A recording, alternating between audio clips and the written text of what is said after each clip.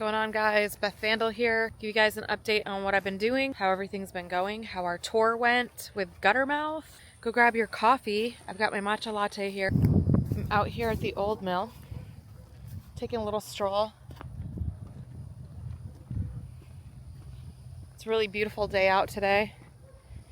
Really cool. There's been like a really nice breeze.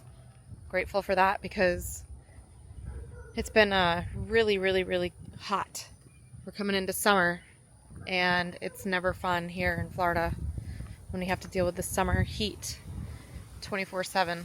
I don't know if I should have brought my microphone with me because it's really breezy out here right now, so I'm hoping that it doesn't affect the sound quality when I'm talking to you guys. But yeah, I just wanted to give you guys an update on what was going on. A short tour with Guttermouth, but it was back to back. We played in DeLand, we played Tampa, Stewart. We also played Jacksonville. Oh, yeah, we played in Melbourne too. And Guttermouth, the guys from Guttermouth were super cool. If you haven't checked out those videos, a playlist now. So the playlist is going to say band tours. So it should all be in there.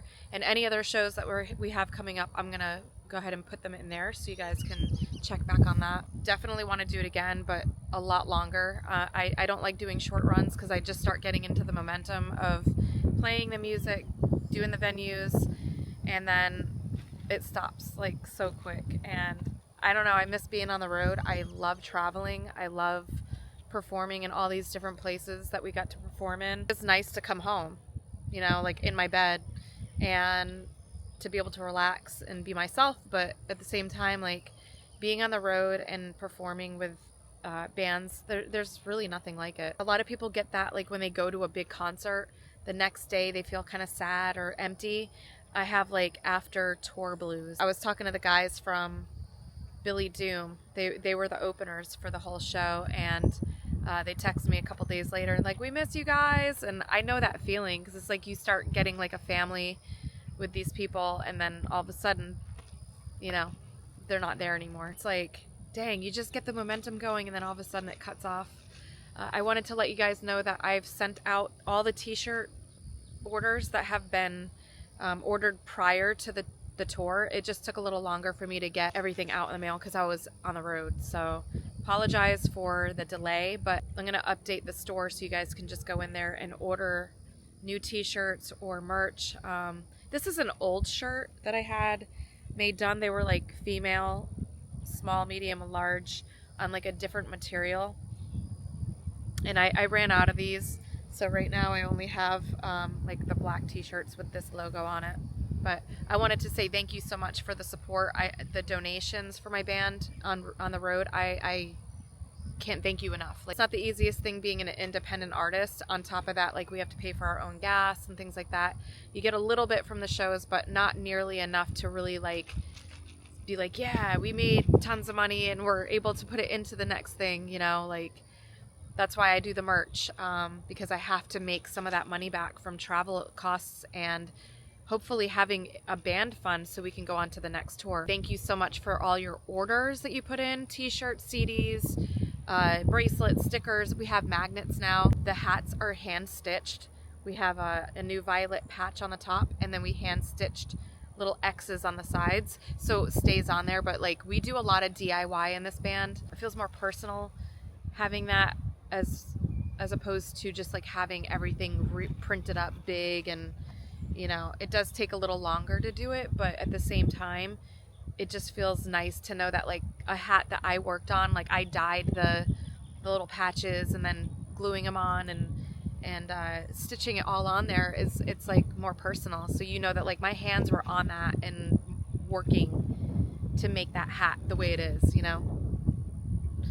So I mean, not everything is DIY, but the majority of our stuff is. Even if you haven't ordered anything, like just coming here to this channel means a lot to me. Hyping my videos.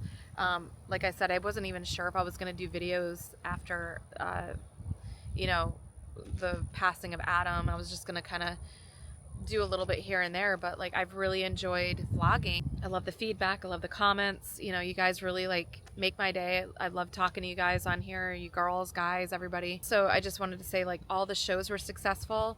a lot of people that actually watch this channel came to our shows, and it was really nice meeting you guys in person. So that was really neat. Like I wasn't expecting that. Like some places I was at, I was like actually kind of shocked when people were like, "Oh, we watch you on YouTube and we're here to see your band." Like, oh my God, talk about feeling appreciated and supported. That meant so much to me. And I had a couple of girls that came out to my show and they made some bracelets for me. It said Adam the Woo, A New Violet, and Beth Vandal, and they're at my house. I have been wearing them, so if you're watching this, I thank you for making those for me. Those were really cool, and they're really well made, so I'll be wearing those like sometimes. If I wear it in my next vlog, I'll make sure to point them out and show you guys. Guttermouth, Mark was really cool. He's the lead singer of Guttermouth. All the guys from Guttermouth, if you look back on some of the vlogs, they helped us push a U-Haul down the street because we got locked into a tiny little alleyway in Tampa. That place at the Zodiac. We had like the best time. The owner there was so cool, and the people that worked there like super helpful and sweet. But we got locked into the back alleyway, and the guys from Guttermouth came out and they were pushing it down there for us. And my lead guitarist Chris had to like back my truck up, which was insane. Everything worked out. Everything worked out for a reason, the way it did. I believe that good things come, even through the bad things. Like something good's gonna come out of it at some point. So everything could go completely wrong, but something beautiful is gonna come out of that mess. Which brings me to my next thing. I was supposed to work a gig. I do solo music as my day job, and I have a booking agent for that. I usually work up in like New Smyrna Beach, which is north of where I live. It's like a 2.5, 3 hour drive there. I've been working at a place here in St. Cloud for about 10 years, and I was one of the first people that ever played music there. It's an establishment called Krabby Bill's, and that is like one of my biggest jobs. It's my bread and butter. And they switched management with the person that was running all the music, and her and I kind of had a few mishaps, like I told her I could cover a show, but then I realized I already had something booked because my booking agent is constantly booking me stuff, and I had a concert to go to that day. So it's like, oh man, I can't make it to this. I wasn't able to do that show for her. And then when I was on tour, I had to find someone to cover Mother's Day because I was up in Jacksonville. So they were able to find someone. But this past Friday, I was also on the schedule to play music, and I usually only play on Sundays there, so it completely slipped my mind. I didn't have my calendar, and I ended up missing my job. Like, my fault. You know what I'm saying? Like, coming back from tour, trying to get everything organized, trying to get my head straight. There's only one of me managing everything, and I've got puppies at home that I'm trying to like get homes for. Like, it was a very chaotic day that Friday, and I ended up missing the gig, and I got a call from them, and they're like, hey, you're supposed to be here. I'm like, oh my gosh. I'm like, it slipped my mind. I don't have my calendar. It's totally my fault. I was like, I'm gonna go home right now and go grab my stuff, and they said, too late, we've already found someone to cover for you. Like, oh, okay, well, I mean, I can come there.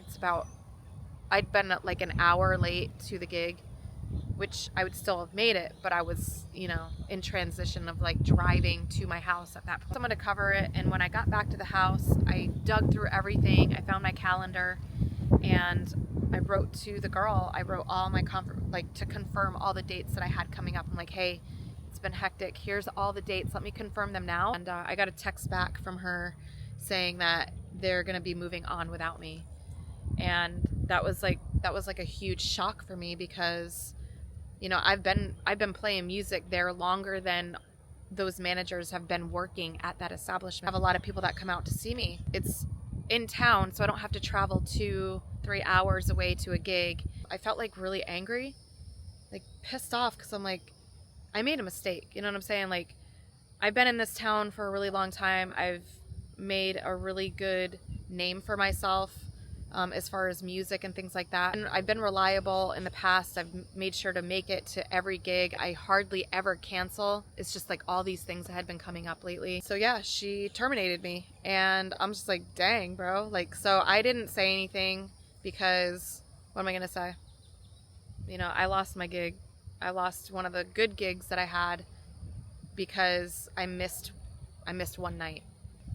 I mean, I'm taking responsibility for not showing up to the gig. I know it's my responsibility to know when I'm playing and things like that, but I've been so swamped with everything, and I think that, in my opinion, they could have said, hey, what's going on? You know, we noticed you had a few mishaps here, or at least let me finish off the schedule that I had, because I had like 5-6 more gigs to go in the book. But yeah, they just tossed me out instead of reacting to it like I normally would, because I'm an Aries. Like, I can get pretty hot-headed, and like the first thing I want to do is like get at you, you know what I'm saying? I just swallowed it down, and I transmuted that anger into positive thought. If this is happening, there must be a bigger reason to why I'm not going to be continuing on with Crabby Bills. Not really sure what that is yet, but I do know that like things get removed from your life in points in your life to make room for things that are bigger. And the more that you level up, like, life is like a freaking video game, you know? The more you level up, the more opportunities come in and the more things start happening. And I had to just sit in that moment and be like, okay, this is happening for a reason. I'm not gonna know right now, but I'm gonna know at some point. I call those tower moments, like when a building self-implodes, or, you know, like you just imagine like a building on fire and you're trying to escape it, you know? But that tower burning down is the pathway to something bigger and something else that maybe you would have completely missed if it was still in your life. So here I am. That was the bad news. I very unexpected bad news, but also can be good. And I choose to try to look at the good in life and not focus on the bad things, because there's just like too many bad things that happen. The wind is blowing really bad. The wind's really kicking in. I do still have my other gigs.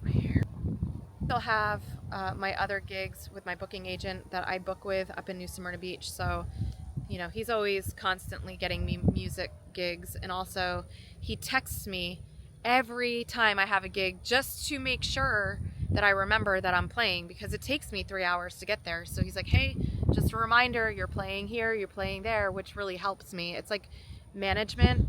I'm my own manager, you know. I manage my own band. I manage my own calendar for music, merch, my band, my solo work, everything.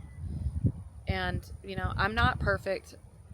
I admit that. Like, I'm gonna make mistakes, you know. I just wish people were a little more understanding. A lot this past 6 months, you know, it's been like constant changes and constant things going on. I mean, this past year, really. I just wanted to give you guys a little update on that. And then the next day after that happened, my puppy, he's 5 months old. I was trying to crate train him in the house, and I slipped and fell at like 5:30 in the morning, kind of bolted out, and I was trying to get him before he like took off, because like once he goes, like he could get under a fence or something. So I'm like trying to grab him, and it was so early in the morning, like I was just opening my eyes, and literally I don't go to bed till like sometimes 4 in the morning. I'm always like creating and doing stuff late at night. I was kind of like groggy. He ended up running, and I slipped down the stairs.